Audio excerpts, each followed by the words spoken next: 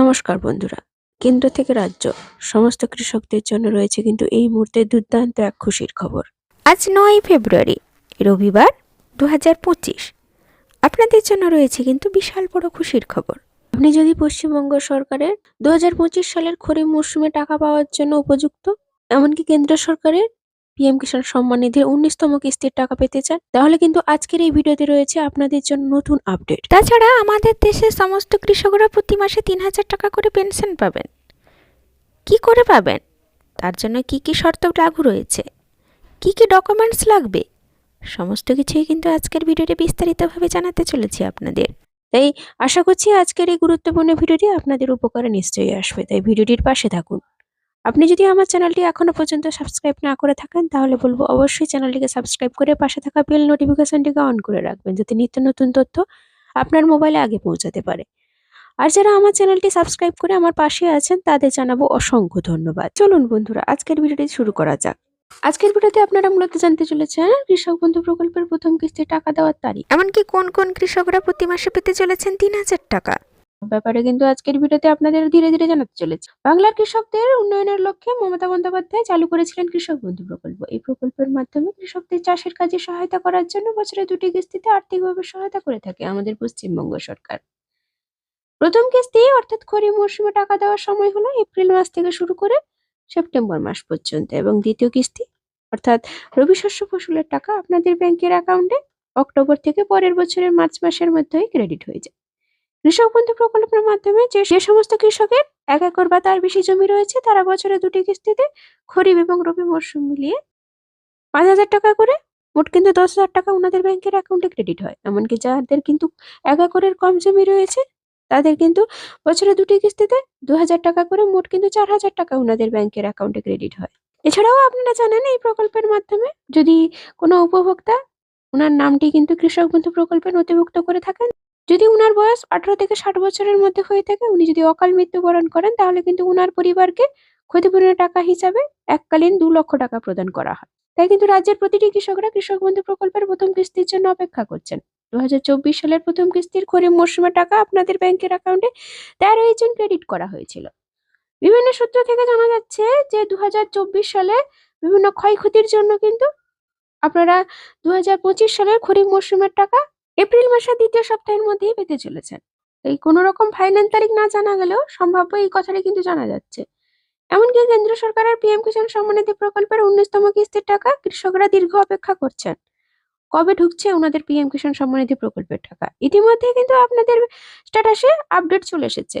সরকারি বিভিন্ন সূত্র অনুযায়ী যেটি জানা গেছে যে চলতি মাসের শেষ সপ্তাহ আপনাদের ব্যাংকের অ্যাকাউন্টে টাকাটি ক্রেডিট হওয়ার সম্ভাবনা রয়েছে। তাছাড়া ইতিমধ্যে পিএম কিষাণ সম্মান নিধি প্রকল্পে যারা বিভিন্ন কারণের জন্য টাকাটি পেয়েছিলেন না, আপনাদের কিন্তু পিএম কিষাণ প্রকল্পে ওই আগের কিস্তির টাকা অনেকের অ্যাকাউন্টে ক্রেডিট হচ্ছে।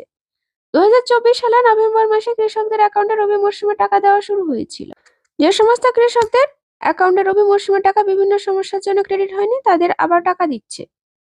স্ট্যাটাসের করে অনেকে ট্রানজাকশন সাকসেস দেখাচ্ছে, কিন্তু অনেকে দেখা গেছে যে টাকা পায়নি। গত ১লা ফেব্রুয়ারি ছিল আমাদের কেন্দ্রের বাজেট। এতে আমাদের কৃষকদের জন্য বিভিন্ন রকমের প্রকল্পের সুবিধা হলেও কিন্তু পিএম কিষাণ সম্মান নিধি প্রকল্পের টাকা কিন্তু বাড়ানো হয়নি। কিন্তু আগামী ১২ই ফেব্রুয়ারি হতে চলেছে আমাদের রাজ্যের বাজেট। এই পূর্ণ বাজেটে আমাদের কৃষক বন্ধু প্রকল্পের কৃষকদের অ্যাকাউন্টে কি বেশি টাকা ক্রেডিট হওয়ার সম্ভাবনা রয়েছে? ওনাদের কি ভাতা বৃদ্ধি হতে চলেছে?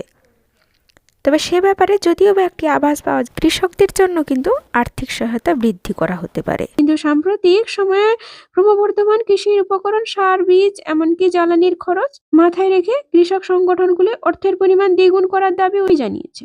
সরকারের আশা এই অর্থ বাড়ানো হলে কৃষকরা আরো আর্থিক বরাদ্দ পাবে, দেশের কৃষি উৎপাদনে ইতিবাচক প্রভাব পড়বে। তবে বন্ধুরা, সবটাই কিন্তু আমাদের মাননীয় মুখ্যমন্ত্রী মমতা বন্দ্যোপাধ্যায়ের উপর নির্ভর করছে, উনি কি সিদ্ধান্ত গ্রহণ করতে চলেছেন। তাছাড়া আবাস যোজনা প্রকল্পে আমাদের মাননীয় মুখ্যমন্ত্রী মমতা বন্দ্যোপাধ্যায় কি জানিয়েছেন, চলুন জেনে নেওয়া যাক। 16 লক্ষ আমরা ডিসেম্বরে ফার্স্ট ফেজ দেবো টাকা, এবং আগামী জুন মাসে দেবো সেকেন্ড ফেজ। তাহলে আমার মোটামুটি কমপ্লিট হয়ে যাবে। তারপরেও যদি কিছু বাকি থাকে পরে আবার হবে। আমরা 47 লক্ষ বাড়ি ইতিমধ্যেই করেছি। এগুলো সব রাজ্য সরকারের টাকায় করছি। পরবর্তী আর্থিক বছরে যে কাজ দেওয়া হবে সেগুলো 31শে ডিসেম্বরের মধ্যে শেষ করতে হবে। আগামী বছরেরটা, এই বছরেরটা মার্চ পর্যন্ত টাইম আছে, সুতরাং আপনাদের ফেব্রুয়ারির মধ্যে শেষ করা উচিত। তাছাড়া দেশের সমস্ত কৃষকরা প্রতি মাসে পেতে চলেছেন 3000 টাকা করে পেনশন। কৃষকদের আর্থিক সাহায্য এবং ভবিষ্যতের সুরক্ষা নিশ্চিত করতে কেন্দ্র সরকার একাধিক প্রকল্প চালু করেছে। প্রধানমন্ত্রী কিষাণ মানধন যোজনা এর মধ্যে অন্যতম। এই প্রকল্পটি 2019 সালের 12ই সেপ্টেম্বর সূচনা করা হয়েছিল। এই প্রকল্পের মাধ্যমে দেশের ছোট ও প্রান্তিক চাষিদের সামাজিক সুরক্ষা প্রদান করছে। এই প্রকল্পের আওতায় থাকায় সমস্ত কৃষকরা প্রতি মাসে পাবেন এবার থেকে 3000 টাকা করে পেনশন। তবে এই টাকা পেতে গেলে আপনাদের অবশ্যই কিছু শর্ত মানতে হবে। তো প্রথমত হচ্ছে, অবশ্যই যিনি আবেদন করবেন তার বয়স অবশ্যই 18 থেকে 40 বছরের মধ্যে হতে হবে। এমনকি ওনার পারিবারিক মাসিক আয় 15,000 টাকার মধ্যে থাকতে হবে। কোনোভাবেই করদাতা হলে চলবে না। ইপিএফও, এনপিএস বা ইএসআইসি এর সদস্য হয়ে থাকলে এই প্রকল্পের সুবিধা পাওয়া যাবে না। অবশ্যই সর্বাধিক 2 হেক্টর জমি থাকতেই হবে। এমনকি যিনি আবেদন করছেন তার একটা বৈধ মোবাইল নম্বর দরকার। এমনকি আধার কার্ড, সেভিংস ব্যাঙ্ক অ্যাকাউন্ট অবশ্যই থাকতে হবে। জয়েন্ট ব্যাঙ্ক অ্যাকাউন্ট হলে চলবে না, অবশ্যই সিঙ্গেল হতে হবে। এমনকি আধার কার্ডের সঙ্গে মোবাইল নাম্বার অবশ্যই লিঙ্ক থাকতে হবে। প্রধানমন্ত্রী কিষাণ মানধন যোজনায় অনলাইনে আবেদন করার জন্য মানধন.in এই ওয়েবসাইটের মাধ্যমে আপনাকে আবেদন করতে হবে। অফলাইনে আবেদন করতে হলে নিকটবর্তী জনসেবা কেন্দ্রে যেতে হবে। এই প্রকল্পটি একটি সঞ্চয়মূলক প্রকল্প। আবেদনকারীকে প্রতি মাসে 55 থেকে 200 টাকার মধ্যে প্রিমিয়াম জমা করতে হবে, যা বয়স অনুযায়ী নির্ধারিত করা হয়। 60 বছর বয়স পূর্ণ হলে আবেদনকারীকে প্রতি মাসে 3000 টাকা পেনশন দেওয়া হবে। এই প্রকল্পের মাধ্যমে কৃষকদের জীবন আর্থিকভাবে সুনিশ্চিত হবে বলে প্রশাসনিক সূত্রে জানা গিয়েছে। দেশের অন্নদাতার জীবনের গুণগত মান বাড়াতে এই গুরুত্বপূর্ণ ভূমিকা। তাছাড়া আলু চাষ করে চিন্তায় এবারে কৃষকরা, সঠিক দাম না পেয়ে মাথায় কিন্তু হাত কৃষকদের। জমি থেকে আলু তোলা হচ্ছে, কিন্তু আলু কেনার জন্য পাইকারিতে দেখা পাওয়া যাচ্ছে না। সবজি চাষের জন্য বর্ধমান জেলার পূর্বস্থলীর এক আলাদা সুনাম রয়েছে। তবে জেলা জুড়ে ব্যাপক পরিমাণে ধান চাষ হলেও পূর্বস্থলীতে সবজি চাষ হয়। গত বছর 650 টাকা 700 টাকা দামে আলুর বস্তা বিক্রি হয়েছিল, কিন্তু এবছর দাম পাচ্ছেন 350 টাকা করে বস্তা। পূর্বস্থলী 2 ব্লকের বিশ্বরম্ভা এলাকার অনেকেই আলু চাষ করেছেন। লাভের আশায় একজন চাষি অনেকটা পরিমাণ জমিতে আলু চাষ করেছেন। অনেকে আবার ঋণ নিয়েও এই চাষ করেছেন, কিন্তু দাম না মেলায় স্বাভাবিকভাবেই চাষিরা অনেকটাই চিন্তায় রয়েছেন। ধার করা টাকা তারা কি করে শোধ করবে, সেই চিন্তাই এখন তাদের গ্রাস করছে। পাইকারিরা আসছেন মাঠেই আলু কেনার জন্য। তো বন্ধুরা, এই ছিল আজকের ভিডিওর নতুন আপডেট। যদি ভিডিওটি ভালো লাগে অবশ্যই কিন্তু পাশে থেকে একটা ছোট্ট লাইক দিয়ে যেতে ভুলবেন না। ধন্যবাদ।